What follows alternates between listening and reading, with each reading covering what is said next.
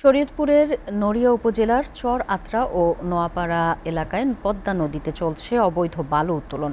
প্রভাবশালী একটি মহল দিনের পর দিন শত শত ড্রেজার বসিয়ে নদীর তলদেশ থেকে বালু তুলে বিক্রি করছে বিভিন্ন জেলায়। এতে নতুন করে নদী ভাঙনের হুমকির মুখে পড়েছে নদী তীরবর্তী কয়েক হাজার মানুষের বসতভিটা ও নদী রক্ষা বাঁধ। তবে উপজেলা প্রশাসনের দাবি, নিয়ম নীতি অনুসরণ করেই বালু উত্তোলনের অনুমতি দেওয়া হয়েছে।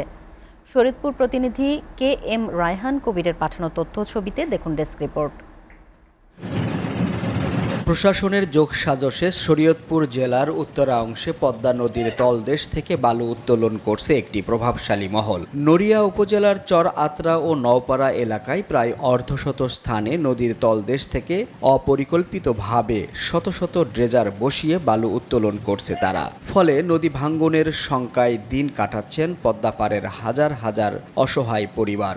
নদীতে স্পিড বোটে নিজস্ব ক্যাডার বাহিনীর পাহারায় এই অবৈধ বালু উত্তোলন করে কোটি কোটি টাকা হাতিয়ে নিচ্ছে তারা। স্থানীয়দের আশঙ্কা, দ্রুত অবৈধ বালু উত্তোলন বন্ধ না হলে শীঘ্রই ভয়াবহ নদী ভাঙ্গন শুরু হবে।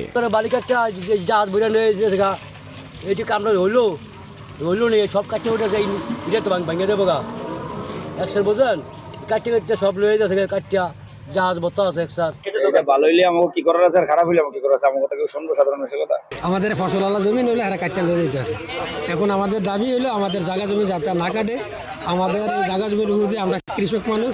বালু উত্তোলনকারীদের দাবি, সরকারি টেন্ডারের মাধ্যমে প্রশাসনিক অনুমোদন নিয়েই বালু উত্তোলন করছে তারা। আমরা এখান থেকে নিয়ে মিরপুরে যাই, মিরপুরে সাইডে আছে, সাইডে যাই, এই মিরপুরে গতিতে মাল বিক্রি করা হয়। এ বিষয়ে ক্যামেরার সামনে কথা বলতে রাজি হয়নি শরীয়তপুরের জেলা প্রশাসক। তবে উপজেলা প্রশাসন জানিয়েছে, নীতিমালা মেনে বালু উত্তোলনের জন্য ইজারা দেয়া হয়েছে। অনিয়ম হলে আইনগত ব্যবস্থা নেওয়া হবে। তারা আরও 73,35,000 ঘনফুট অলরেডি তারা অপসারণ করে ফেলেছে।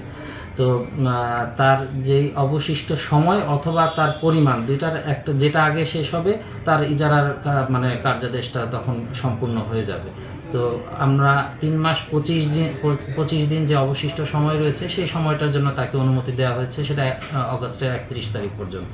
এদিকে জাতীয় সংসদের হুইপ ও শরীয়তপুর 3 আসনের এমপি মিয়া নুরুদ্দিন আহমেদ অপু জানিয়েছেন, নদী শাসন করার দায়িত্ব পানি উন্নয়ন বোর্ড ও বিআইডব্লিউটি এর। এদের অনুমোদন ছাড়া বালু উত্তোলন করার সুযোগ নেই। তাই বালু উত্তোলন বন্ধে দ্রুত কার্যকর ব্যবস্থা নেয়ার দাবি এলাকাবাসীর। SA TV news desk.